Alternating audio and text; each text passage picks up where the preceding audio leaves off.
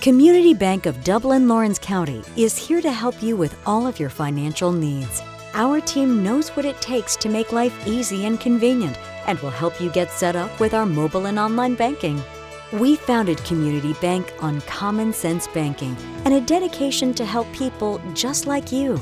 Our lender, Amy Thompson, loan officer, Gail Rainey, along with our Assistant Vice President, Ryan Lastinger, Executive Vice President, Brian Bazemore, and President CEO, Chuck Harwell, know what it takes to make life easy and convenient and can help you with loans for almost everything, from your automobile, home, land, or any financial goals you have. Come visit us today. Community Bank of Dublin Lawrence County, where common sense banking never goes out of style. Portions of this program are brought to you by Cure Point Cancer Treatment, 2406 Bellevue Road in Dublin. At Cure Point Cancer Treatment, we're bringing you state-of-the-art cancer treatment right here at home. Cure Point Cancer Treatment. Check us out on Facebook. If you're in the market for affordable transportation, come on in to Dublin Auto Sales. Getting to work, school, or around town every day requires dependable transportation. And that's what you'll find at Dublin Auto Sales. Offering in-house financing too, so credit is never an issue. See Wayne Kemp or any of his friendly staff. Bill Topping, Alan Fields, TJ DeRochi. Look for Dublin Auto Sales at 1705 Telfair Street and 406 North Jefferson. And also at 511 North Jefferson, where you'll find a great deal. Dublin Auto Sales, affordable transportation you can count on.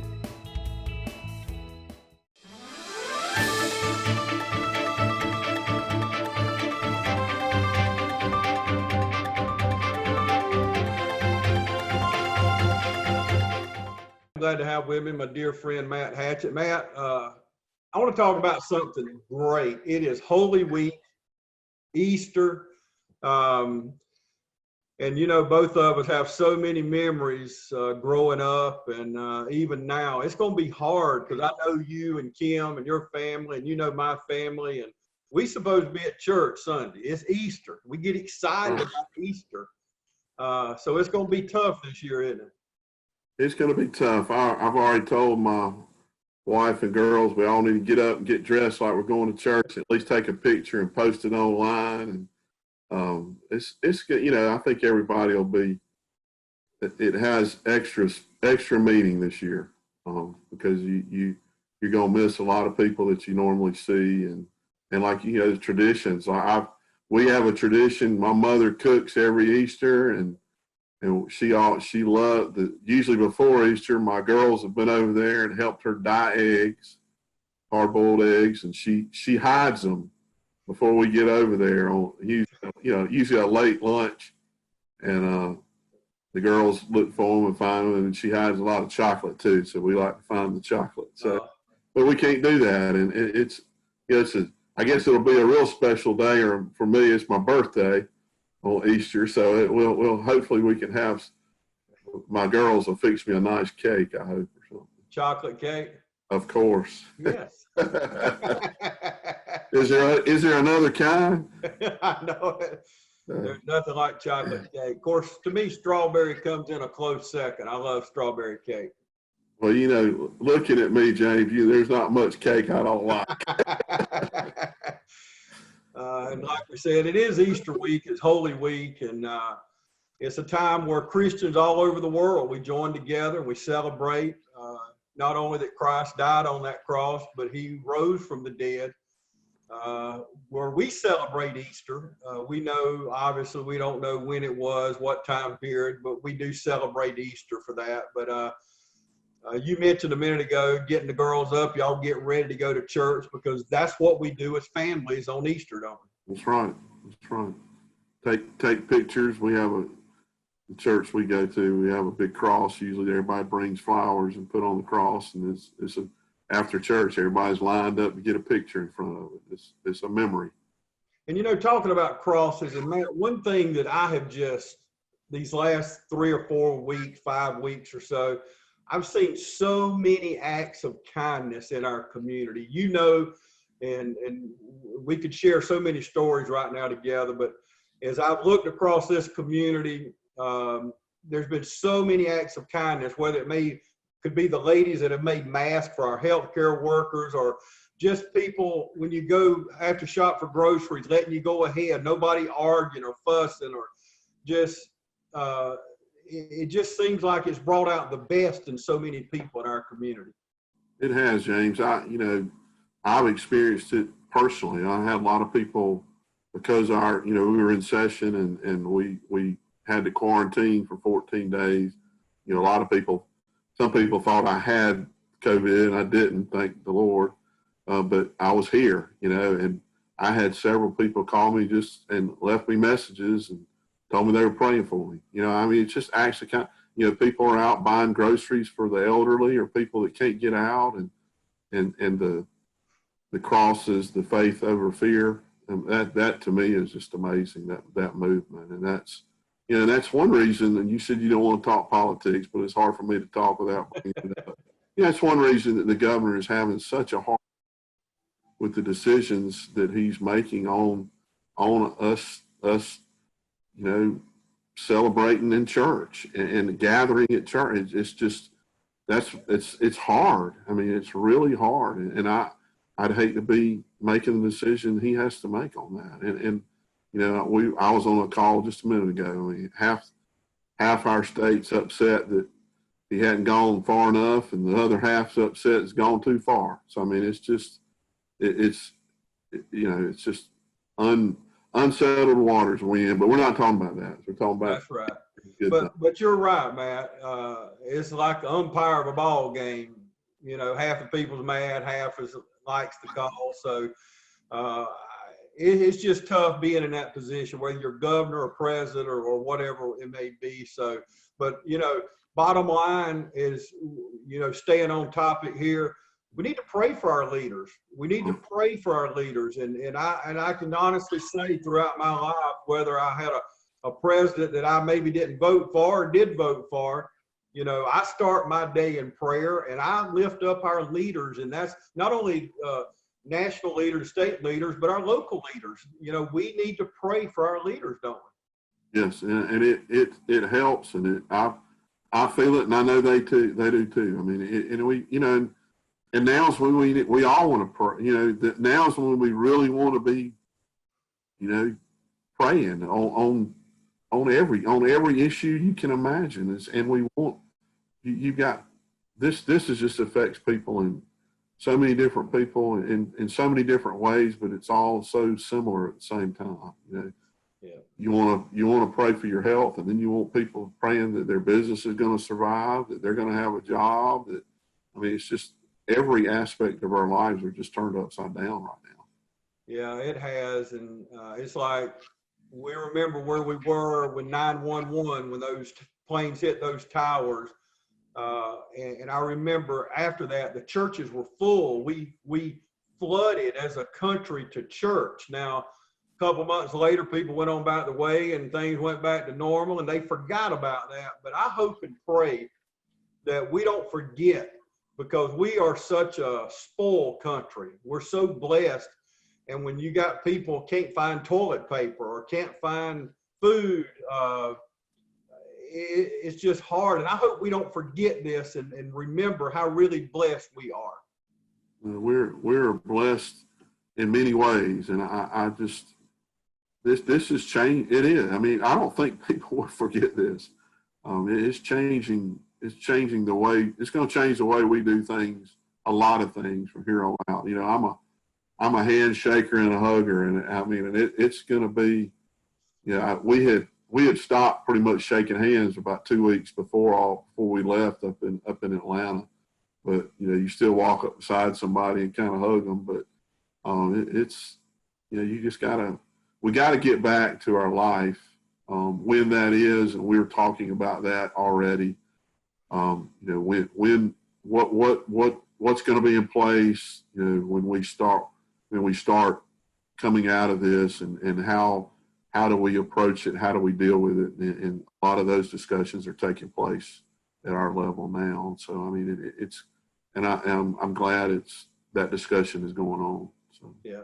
Well, that shows we're getting closer, because now we're discussing that instead of other things that you've had to discuss recently, and I know you can't really go into all that, but From humble beginnings with a desire to serve the Dudley community, Bank of Dudley has grown to 5 locations, serving Lawrence, Twiggs, and surrounding counties. Serving our community since 1905, the Bank of Dudley is looking forward to its 2nd century of community banking. Drop in today to any of our 5 locations: Jeffersonville, Dudley, East Dublin, Veterans Boulevard, and downtown Dublin. Bank of Dudley, member FDIC, and an equal housing lender. Hello, I'm Darren Keene with Clements & Keene Insurance. If you own a business with less than 50 employees, we have things that are available to help you qualify for group health insurance with many discounts. These discounts did not exist 6 months ago. This is available through the Georgia Chamber Smart Plan. It's backed by Blue Cross Blue Shield. If you're a member of your local Chamber of Commerce or if you're contemplating becoming a member, give us a call. Clements & Keene Insurance, your health insurance specialist, 272-8019.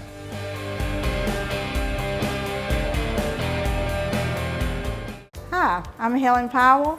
Been serving the Middle Georgia area since 1985. If you would love an exciting career, please call me. Careers in Cosmetology, 129 North Franklin Street, 272-1967. Hi, I'm Ashley. I'm an upcoming graduate from Careers in Cosmetology. It's been a wonderful experience, and I encourage you to contact Ms. Helen Powell for more opportunities. Hello, I'm Christy at Careers of Cosmetology. I've recently enrolled here and I'm excited about the opportunities that lie ahead. Hey, my name is Daphne Jackson. I'm excited to be enrolled in Careers in Cosmetology. If you would like this opportunity, contact Careers in Cosmetology. Hi, my name is Caitlin. I've been enrolled in Careers in Cosmetology for about 4 months now. I'm really enjoying it, and I think if this is the career for you, you should definitely come see Miss Helen Powell. Careers in Cosmetology, 129 North Franklin Street. Our number is 272-1967. Give me a call. Hurry home, boys. We gotta go.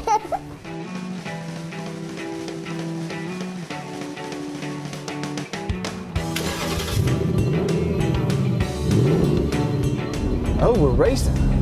Let's see what you got, boys.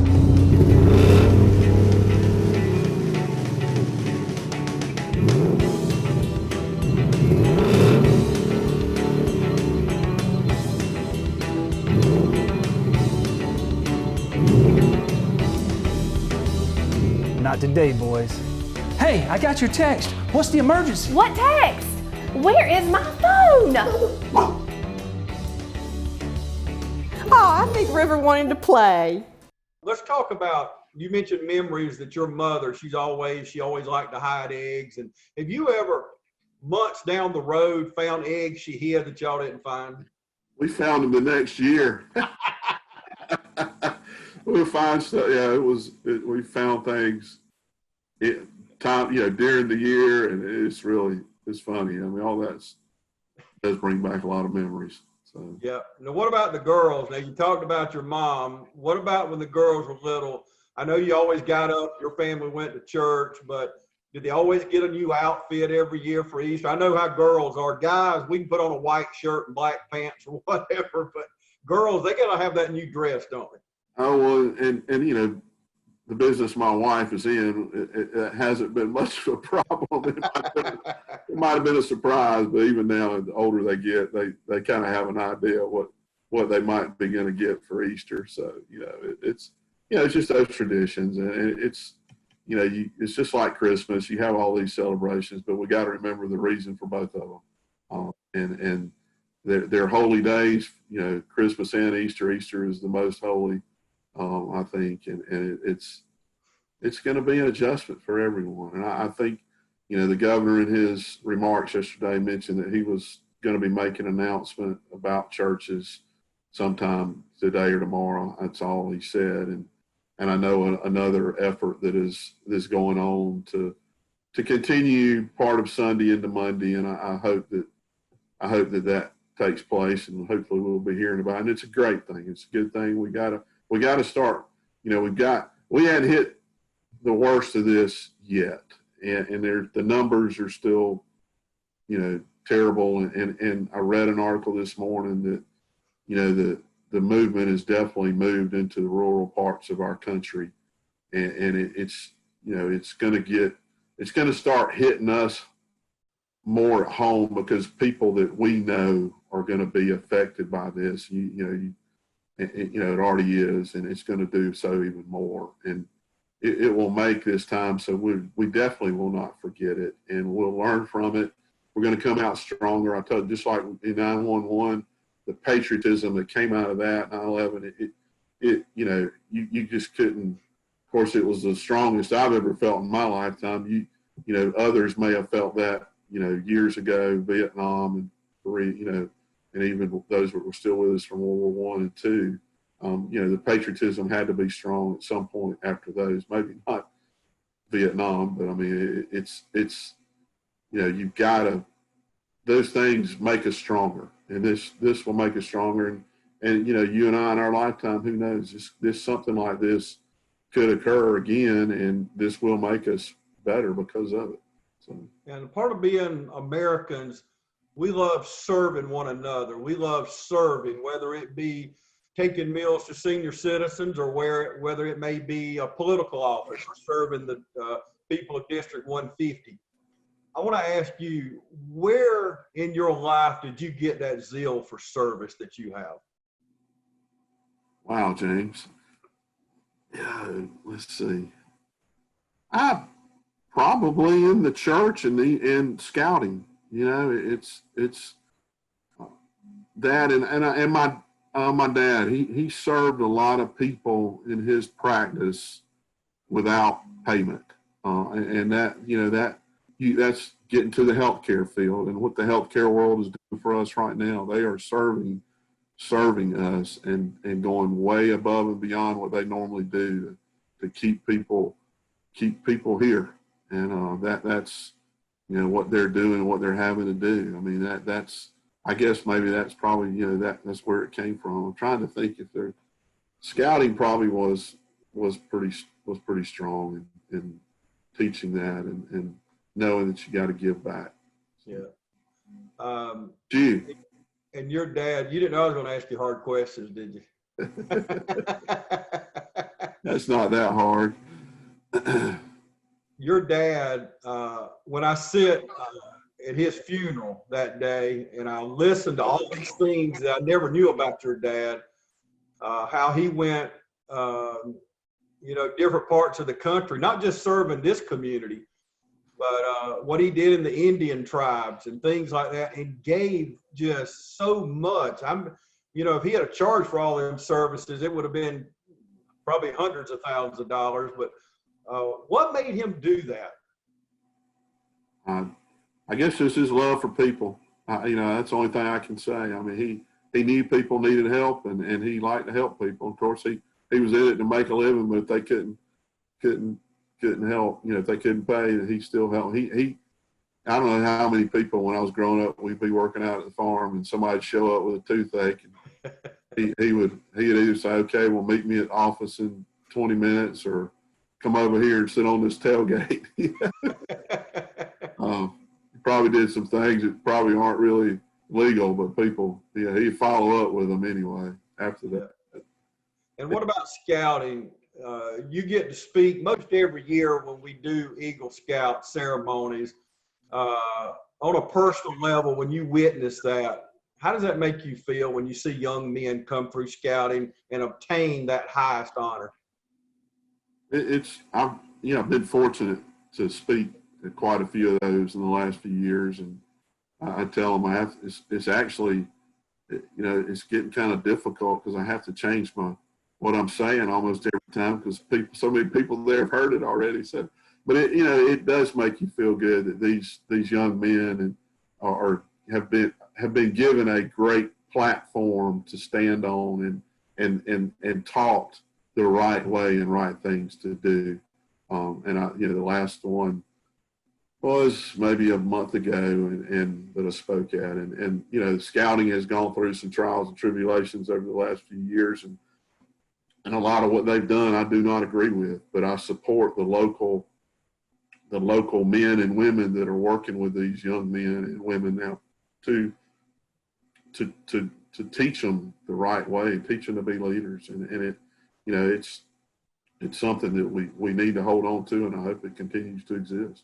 Yeah, and it makes such an impact in our community. One of the last things we had for St. Patrick's was the awards banquet, and to listen, it took about half the night to listen to Hudson Roussell's resume in his short life. But and scouting was just one part of that. But to think what these young men do, and scouting kind of is the cornerstone of all those other things. When I listened to like Hudson's accomplishments, the scouting was one corner of it, but all these things he had accomplished because scouting gave him that confidence to move forward with those other things. Right. Mr. Joe Wilson, you know, I can't say how much he loved all of us that went through Troop 68 over at the Woolen Mill when it was in existence. And that, you know, that the things we did, you know, our big fundraiser every year was to distribute oranges and grapefruits to all the employees at J.P. Stevens at the time. And that, you know, we were over there for every shift. You know, when they came out of every shift, we were carrying boxes to cars. They were our sponsor and they worked out some arrangement, but it definitely helped us. That taught us service right there, you know, being there anytime we needed to be there. Yeah, Joe Wilson, he was what a wonderful man, and he touched a lot of young lives, didn't he? He did. And we've got a lot of people now that are doing that and spending time with them when they could be spending them with their families, but they're taking that time to spend them with these young men. So. Yeah, they don't realize the hours. I was sitting with Wendell Smith. Not long ago, and we were kind of talking about scouting, and you don't realize the weekends that people like him, and there's many like him. I mentioned Wendell because of this conversation, but taking them and camping and canoeing and just spending that time with these young kids. And as you know, the time that they spend with these kids is definitely not wasted, is it? No, it's in value, you know, it's priceless. You don't know how much it means to those kids. Okay, what about in the state legislature? What kind of, we were talking about traditions like Easter. When y'all start a session, you never start out without praying, do you? Correct. Every session we have a sermon, every pastor of the day we call it, but it's a sermon every morning, a message. So you pray, you say Pledge of Allegiance. And then we have mad chaos, and then we start on our business. We'll fast forward through the mad chaos. But some of those traditions will never change. So no matter when we're dead and gone 100 years from now, I hope and pray that we don't start our legislative sessions without prayer and pledging our flag. But we don't know what's out there, do we? No, I'm like you though. I can't see a day that we don't do that. I mean, that happens every time. Even we meet and we have a meeting, we start it off like that. So that's a tradition that I sure hope doesn't go away. The City of Dublin's Natural Gas Department is offering a $1,000 rebate on the purchase of a natural gas, stove, furnace, and tank or tankless water heater for new construction homes or if you're remodeling your home. Individual rebates include natural gas tankless, up to $400 rebate and free gas service installation. Natural gas tank, free 40-gallon or $200 rebate on other sizes, free gas service installation. Natural gas furnace, $200 rebate. Natural gas stove, $100 rebate. Natural gas dryer, $100 rebate. Natural gas grill, $100 rebate. Natural gas logs, $100 rebate. Maximum yearly rebate? No maximum. Save now. Save later. Call the City of Dublin Natural Gas at 277-5048. At Morris Bank, we understand that your personal finances and banking experiences can be stressful. We also know that it doesn't have to be that way. That's why for over 60 years, we've dedicated ourselves to providing common sense banking to people just like you. We work hard to combine the latest online mobile technology and top-notch customer service that allows us to do just that. We realize our customers have choices, but what sets us apart is the personal service that we provide that they may not receive at larger institutions. We like to make you feel at home, and we like to make the process as easy as possible when you're banking with us. But we're not focused on helping just our customers. We are equally dedicated to supporting the community we are a part of. Just this year alone, we've logged thousands of community service hours and provided significant financial support to the communities we serve. We want to make sure you have the best banking experience possible. Come see us or give us a call to find out what makes Morris Bank different, because we're banking on you.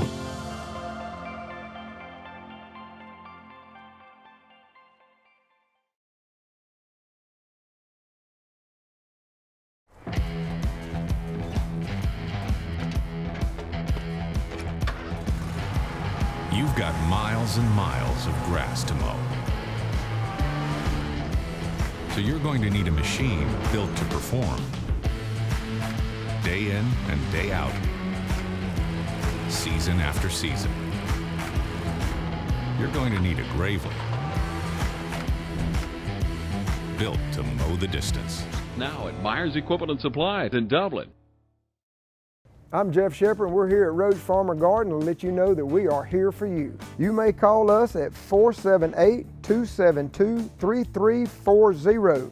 We're offering curbside pickup, or call in and ask about delivery on bulk items. Cooking more around the house? Have a full line of grills, fryers, along with the seasoned pellets, chips, and charcoal. Small garden or 1,000-acre farm. We have everything from fertilizer, seed, and weed control. From cats to cows and every animal in between. Roach Farm and Garden carries all the feed and a full line of animal care products. We still even have chickens and bunnies for sale. Trouble finding pool supplies? Roach Farm and Garden has you covered. Got too much time on your hands? Get your honey-do some plant. We have trees and shrubs arriving daily with a greenhouse full of veggies. Roach Farm and Garden in 2 locations, Dublin and Wrightsville. Good luck and God bless.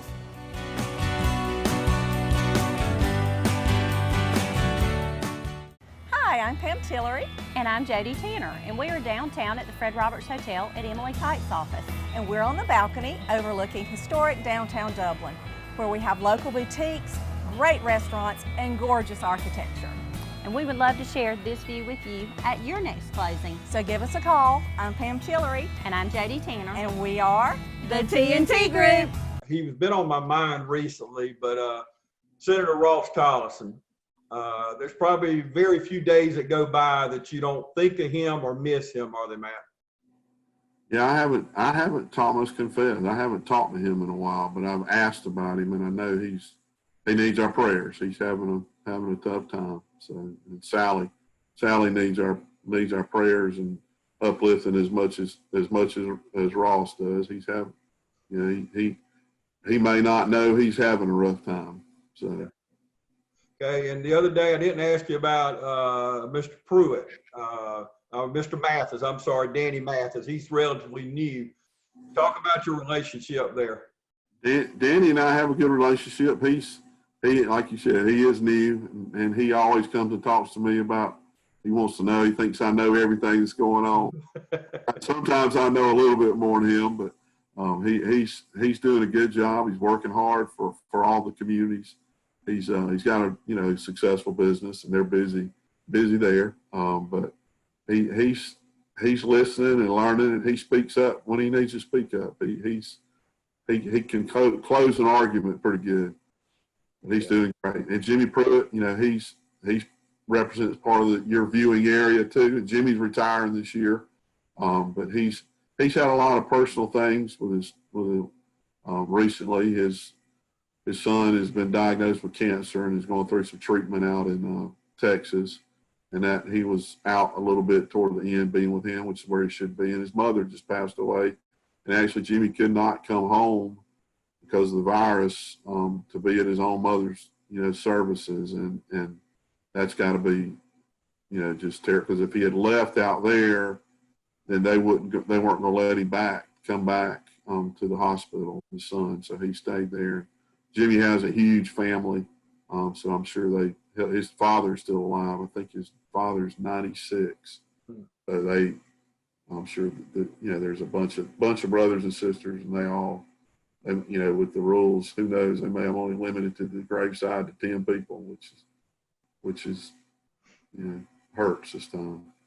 Yeah, and when we talked the other day, we talked about funerals and how it's changed over the last several weeks. And we lost, matter of fact, the funeral was today at 11, but and I wanted you to comment on, we lost a wonderful public servant, Carson Knight, who served this community. He was a dear friend of mine, and he was loved by this community. And to me, he was the epitome of what service is. And I want to get your comment on Carson. Carson and I, we had a lot. Of course, we dealt with each other a lot, I guess, back when he was actively working with the sheriff and with Kenny Webb, and we had quite a bit of correspondence and dealing with each other. Hadn't had a lot of communication recently, but he did. He served us a long time and served us well, and it's that time in this time when you can't go celebrate somebody's life with a lot of people, and that's going to be one thing after coming out of this. I'm sure there's going to be a lot of memorial services and that people have after we hopefully get through this. Talking about churches and funerals, we have the ability to gather in churches right now, as long as you stay 6 feet apart. And I can respect that, but I just hope that I've had calls from right now 3 pastors in our area asking if they can do that. And I say, you can.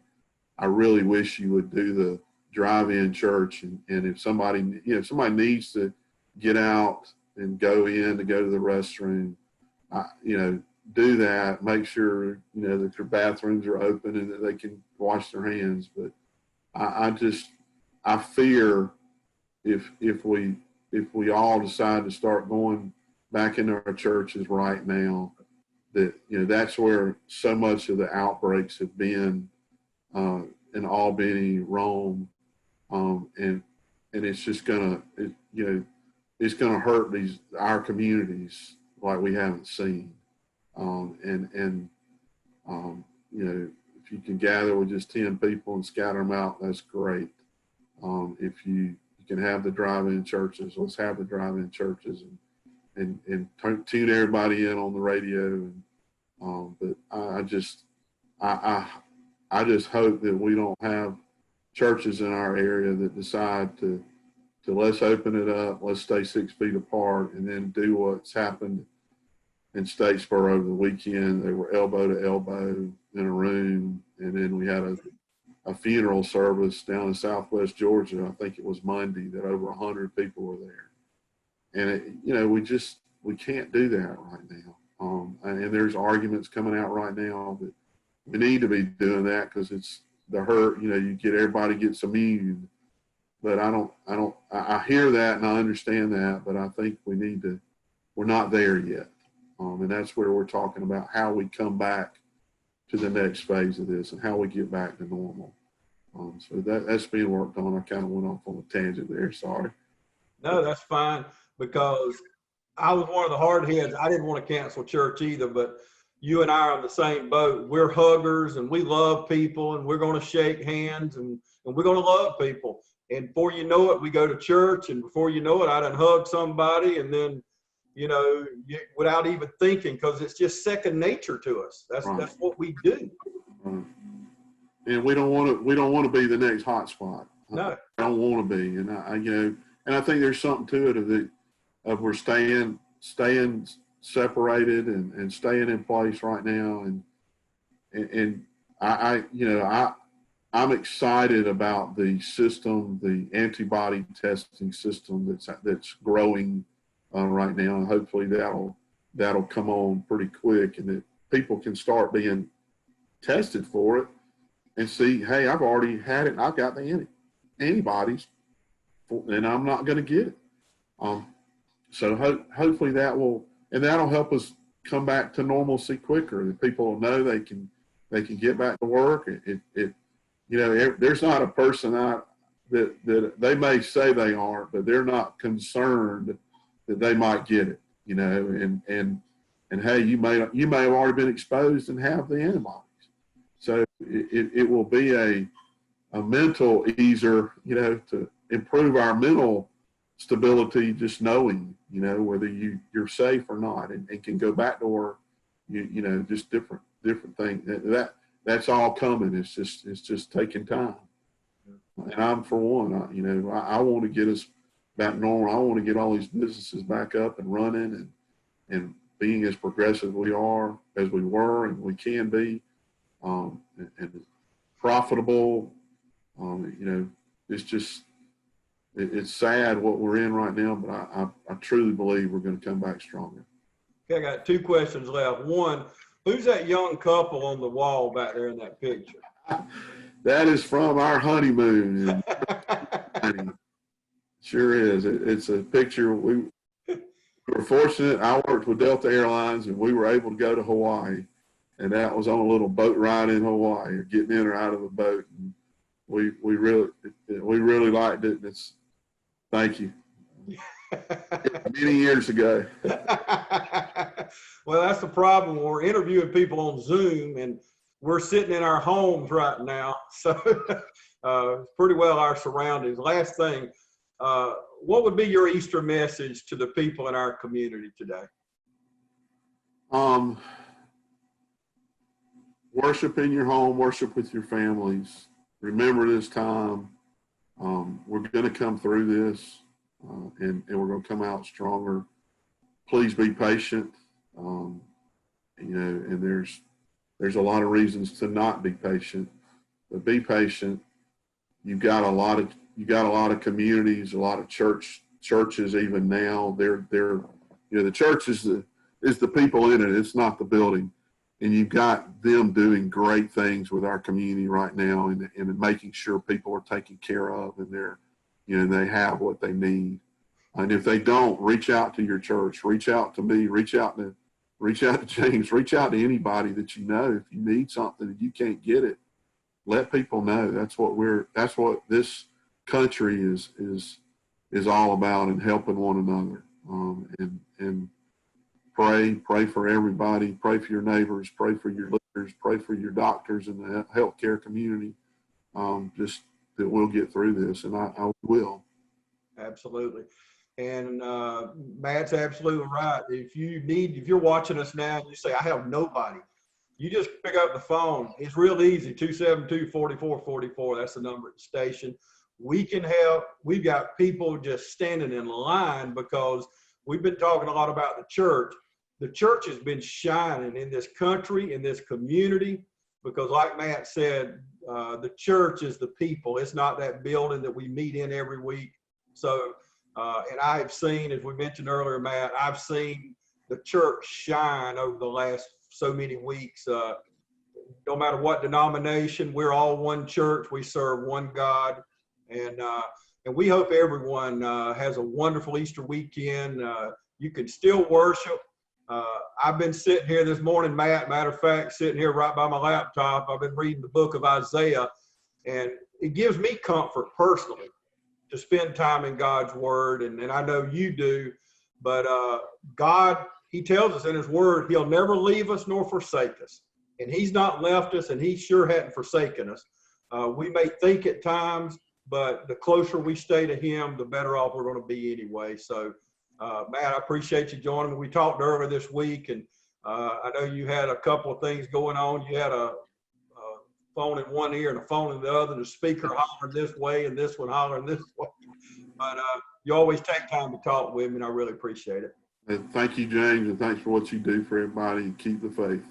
Thank you. God bless you and your family this Easter weekend, and God bless all of you that's watching us right here on TV 35.